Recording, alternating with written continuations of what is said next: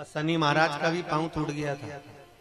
टूटा था कि नहीं टूटा था? जो अपनी माता संध्या को लात मारी थी, शनि महाराज ने लात मारी तो पांव टूट गया। शनि महाराज की आंख में आंसू। देवर्षि नारद के पास है, नारद जी मेरा पांव टूट गया, मैंने अपनी मां को लात मारी। नारद जी बोले तू तो द्रोषी है, तूने अपनी माता को लात क्यों मारी? कुछ करिए। कोई देवता नहीं अपनाया। तब भगवान नारद जी ने कहा शंकर जी के शिवलिंग की स्थापना कर, उसकी पूजन कर। जहां काशी विश्वनाथ के मंदिर आप लोग जाते हो, जिस विश्वनाथ का आप दर्शन करते हो, ये काशी का विश्वनाथ का प्राण प्रतिष्ठा शनि महाराज ने करी थी।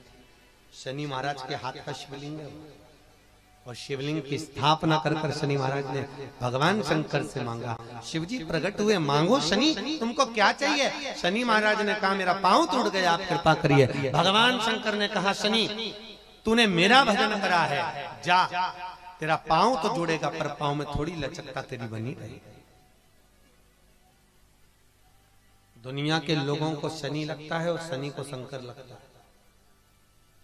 दुनिया के लोगों को शनि लगता है, शनि को शंकर। इसलिए आज भी नियम है कि काशी विश्वनाथ का नाम लेकर एक काजल की डिब्बी को लीजिए। अगर किसी को शनि लग गया हो, कोई प्रॉपर्टी का काम कर रहे हो, कोई व्यापार करते हो और व्यापार नहीं चल रहा, बहुत अड़चने आ रही है, कोई ना कोई परेशानी पे परेशानी आ रही है, एक काजल की डिब्बी लो, काजल की डिब्बी लो, काशी विश्वनाथ का नाम लो और 21 बार उतारो और उतार कर किसी पेड़ के नीचे तक खड्डा खोद कर उसको दबा दीजिए। आपका काम यूं सफलता की ओर बढ़ना चालू हो जाएगा। शनि की कुदृष्टि समाप्त, 7.5 ढैया समाप्त, परेशानी नहीं। शनि लग गया, शनि लग गया, शनि लग गया। जितने यहाँ कथा में बैठे हो ना, तुम सबने भी मोबाइल में देखा होगा तो देख रहे होगे, वृश्चिक पे लग गया, कुंभ पे लग गया, ढैया लग गया, 7.5 लग गया। आधे से ज्यादा तो शनि के डिप्रेशन में पड़ गए।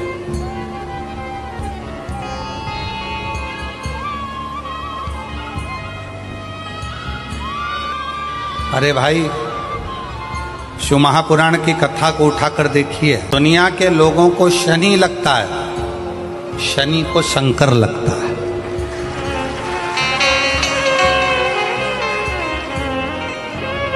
यदि आप भगवान शंकर के मंदिर में जाकर एक लोटा जल चढ़ा रहे हो, आप भगवान शिव के मंदिर में जाकर अर्चना कर रहे हो, आराधना कर रहे हो, निवेदन कर रहे हो, एक बेलपत्र शिव की उठाकर धोकर वापिस शंकर को समर्पित कर रहे हो, शंकर भगवान का पंचाक्षर मंत्र नमः शिवाय जप रहे हो, शंकर भगवान का षडाक्षर मंत्र ओम नमः शिवाय जप रहे हो, या श्री शिवाय नमस्तुभ्यम का जाप कर रहे हो, तो ये निश्चित मानकर रखो कि आपके पीछे शनि नहीं पड़ेगा, आपके पीछे शंकर जरूर पड़ेगा।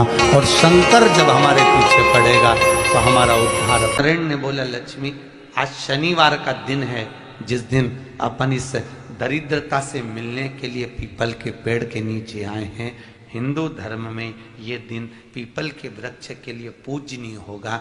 जो भी शनिवार के दिन पीपल के वृक्ष की पूजन करेगा, दूध चढ़ाएगा या मिष्ठान का भोग लगाएगा, लक्ष्मी और नारायण उसके घर में प्रवेश कर जाएगा।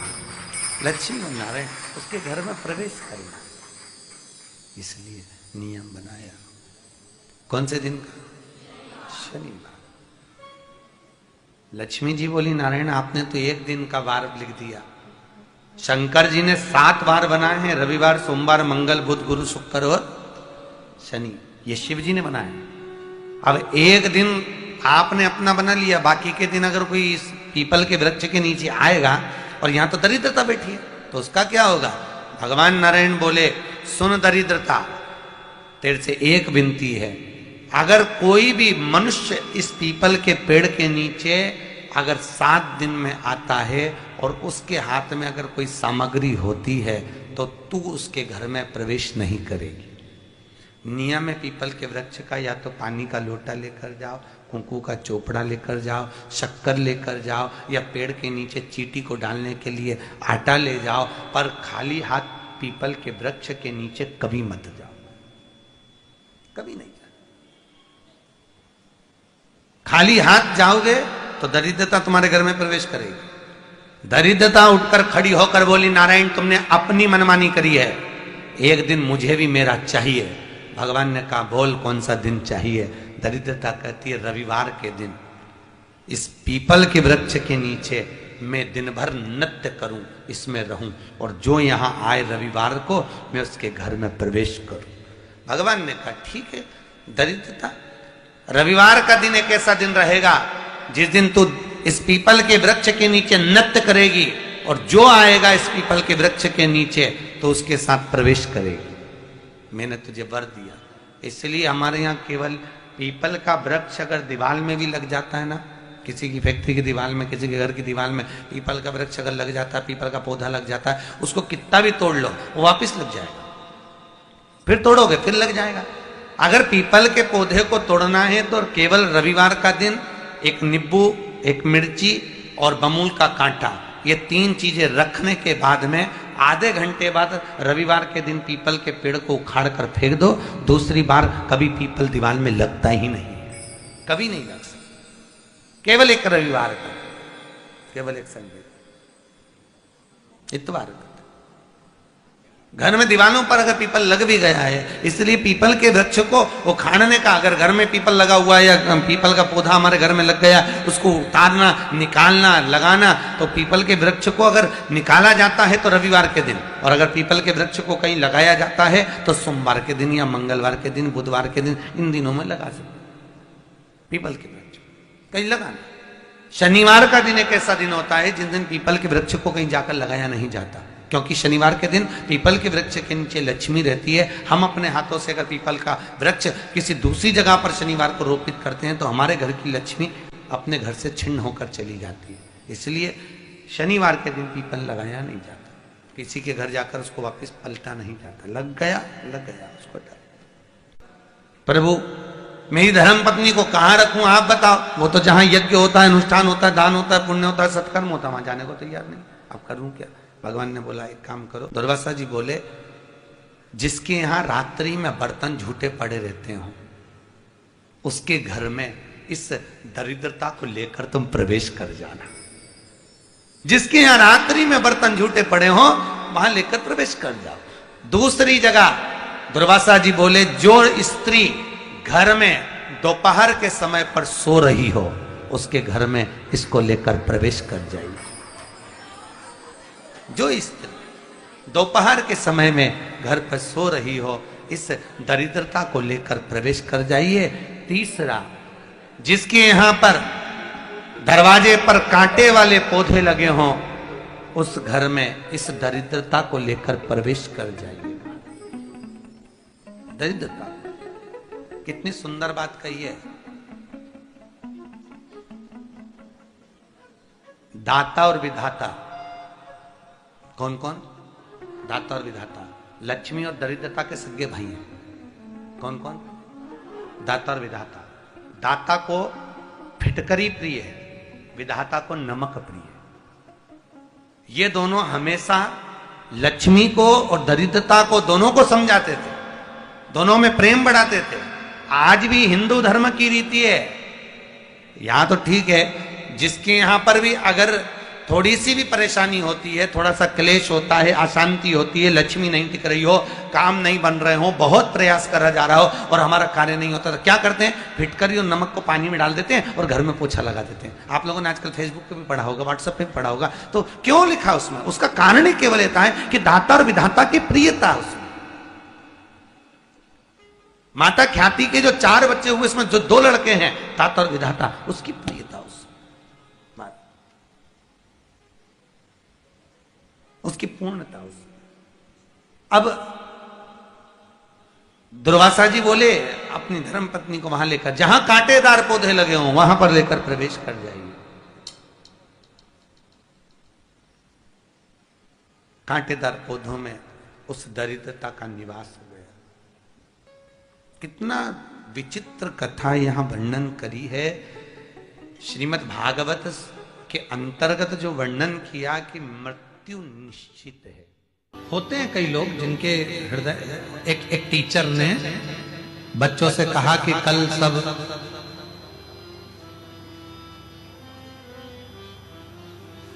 गाय, चूहा, बिल्ली और कुत्ता, इन चारों का चित्र बनाकर लाना है।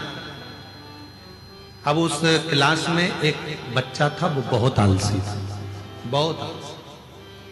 वो कभी अपनी पेंसिल ही नहीं चलाता, इतना आलसी।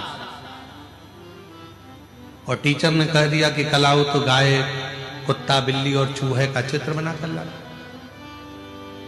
दूसरे दिन सब बच्चे चित्र बनाकर लाए। वो बच्चा, आलसी बच्चा भी आया और सबने अपनी अपनी कॉपी खोल ली। वो आलसी बच्चे ने भी अपनी कॉपी खोली। टीचर ने पूछा चित्र बना के लाए? सब बच्चों ने कहा हाँ सर लाए। लाओ जरा कॉपी दिखाओ। सबने कॉपी दिखाई। वो आलसी बच्चा भी अपनी कॉपी निकाला और दे दिया। और जैसे ही उसने अपनी कॉपी दी तो वो तो पूरी की पूरी कोरी थी, उसमें कोई चित्र नहीं था। टीचर ने पूछा क्यों? तुमने चूहा, बिल्ली, कुत्ता, गाय का चित्र नहीं बनाया? बच्चे ने कहा सर बनाया था। कहाँ है? सर मैंने पहले चूहे का चित्र बनाया। ठीक है, कहाँ है? तो सर जब बिल्ली बनाई ना तो वो चूहे को खा गई।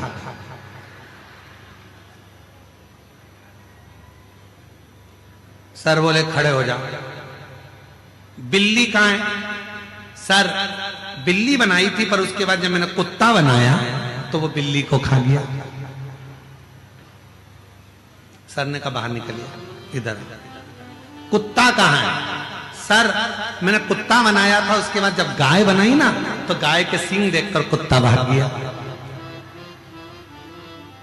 सर ने कहा अब बता गाय कहाँ है?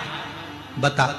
सर गाय का चित्र बनाया था, हमारा पड़ोसी है ना राम सिंह, वो हरी हरी घास लेकर जा रहा था तो गाय उसके पीछे चली गई। कॉपी पूरी की पूरी खाली। बस जैसे आलसी बच्चा बहाने पर बहाना बनाता है, वैसे ही हम भी अपनी जिंदगी में अपने आप को समझाने के लिए बहाने बनाते रहते हैं। कोई कहता है क्यों साहब मंदिर जाते हो? हाउ साहब। जल चढ़ाते हो? हाउ साहब। कब जाते हो? हफ्ते में, महीने में, 2-4 महीने में एक आध बार पहुंच जाते हैं, जल चढ़ा देते हैं, भगवान से भजन कर लेते हैं, उनसे प्रार्थना कर लेते हैं, स्वीकार कर लेते हैं।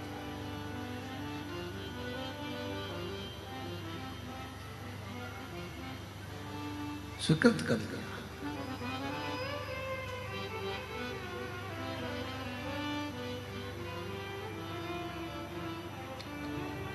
जिंदगी बहाने बनाने से नहीं चलती। शिव महापुराण की कथा कहती है जीवन में बहाने की जरूरत नहीं है, जीवन में अच्छे कर्म करते करते पसीना बहाने की जरूरत है। जब हम कर्म अच्छा करते हुए, पसीना बहाते हुए आगे बढ़ेंगे तो एक दिन अपनी उन्नति की सीढ़ी पर चढ़कर जरूर बैठेंगे, ये निश्चित है। तो कहते हैं क्या गुरु जी भगवान को मानना जरूरी है? क्यों नहीं? ईश्वर क्या है, भगवान क्या है, जिस दिन तुम्हें समझ में आ गया तुम्हारी जिंदगी सार्थक हो जाएगी। कर्म करो, मेहनत करो, परिश्रम करो और छोड़ते चलो उस देवाधिदेव महादेव पर, लक्ष्य तक वो पहुंचाए। आज का पढ़ा लिखा जमाना है, जरा सा थोड़ा सा लोग पढ़ लेते हैं तो कहते हैं हम ईश्वर को नहीं मानेंगे, हम भगवान को नहीं मानेंगे। थोड़ी अकल लो, वो अंबानी परिवार से थोड़ी अकल लो, करोड़ों का धन है, वैभव है, उसके बाद भी भगवान की भक्ति में हमेशा लगा ही रहते हैं। थोड़ी अकल लो वो बिरला परिवार से, थोड़ी अकल लो किसी अच्छे अच्छे आनंद करने वाले विद्वज्जनों से। थोड़ा सा पढ़ लिए, भगवान को नकार दिया, हम नहीं मानते, हम डॉक्टर बन गए, हम ये बन गए, हम कलेक्टर बन गए, हम ये बन गए, हम परमात्मा को नहीं मानते। मत मानो। जब बीमार पड़ोगे, एक दिन कुर्सी से नीचे उतरोगे, कोई नहीं पूछेगा, तब कमरे में पड़े रहोगे, कोई नहीं पूछने वाला, तब याद आएगा भगवान कौन सा कर्म दंड किया था, भुगता रहा है, जल्दी से ले जा। तब याद आएगा कि ईश्वर क्या होता है। हम नहीं मानते परमात्मा को, हम नहीं मानते भोलेनाथ को, हम नहीं मानते भगवान को। बस थोड़ी सी अध्ययन कर लिया तो सोचा भगवान है ही नहीं, हम कर रहे हैं वो ही सब करेंगे, हम ये करेंगे, हम वो करेंगे। एक बार किसी ने हमको न्यूज चैनल वालों ने बुलाया, बोलते आप साइंस को नहीं मानते? हमने कहा पूरा मानते, पूरा मानते।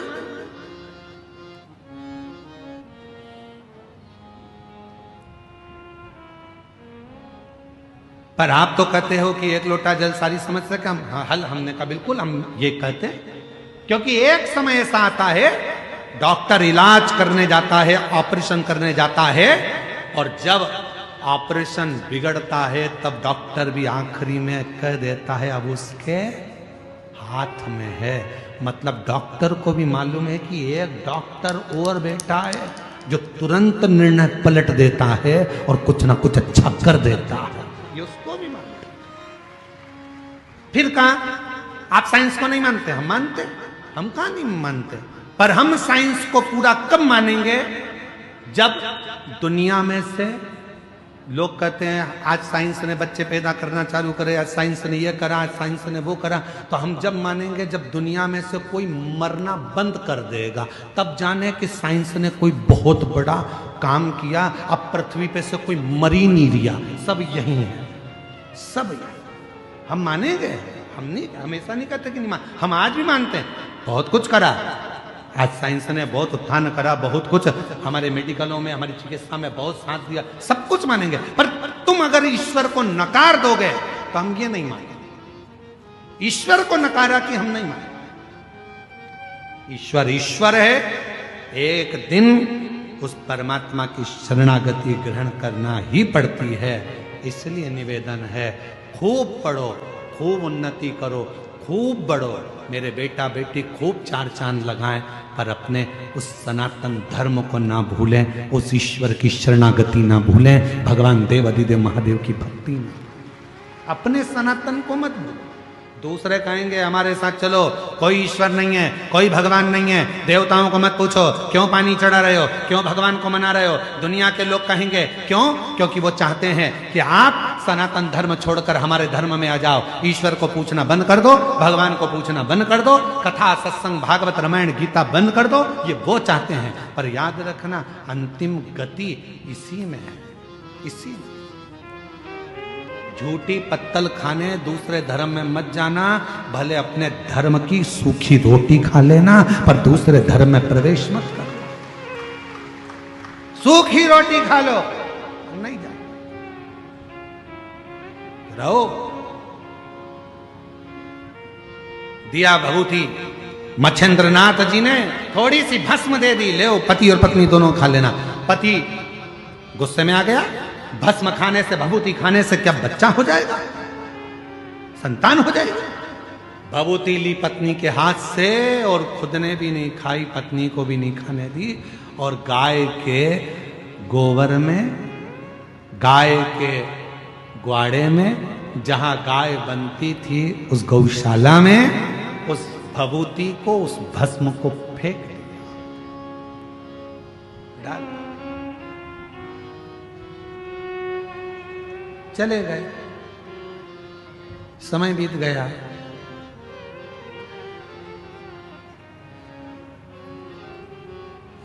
बारह साल निकल गए। कितने? जम के बोलो जरा। 12 साल निकल गए। 12 साल के बाद गुरु मच्छेंद्रनाथ उस गांव में फिर आए, और गुरु मच्छेंद्रनाथ जी ने आकर प्रवेश किया। वो महिला दिखी, महिला से पूछा, मां तुम्हारे घर में तो अब बेटा आ गया होगा? मां बोली, नहीं, मेरे घर संतान नहीं। संतान नहीं? नहीं। क्यों? भस्म दी थी वो नहीं खाई, विश्वास नहीं था। धर्म पत्नी ने, कोई स्त्री ने कहा, बाबा मेरे पति ने हाथ में से वो भस्म लेकर, वो भभूति लेकर गाय के ग्वाड़े में गोबर के ऊपर फेंक दी। गाय का गोबर वो खले में पड़ा था, उसी में वो भस्म पड़ी।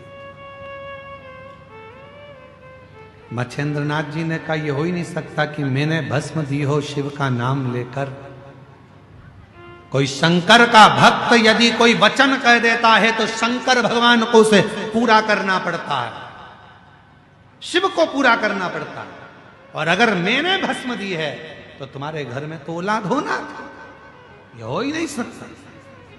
12 साल बाद आया हूं, तुम्हारे यहां औलाद नहीं। गुरु मच्छेंद्रनाथ ने आवाज लगाई, अलख निरंजन। गुरु मच्छेंद्रनाथ फिर बोले, अलख निरंजन। फिर आवाज लगाई, अलख निरंजन। इतनी देर में गाय के गोबर में से एक बच्चा निकल कर आया। आदेश,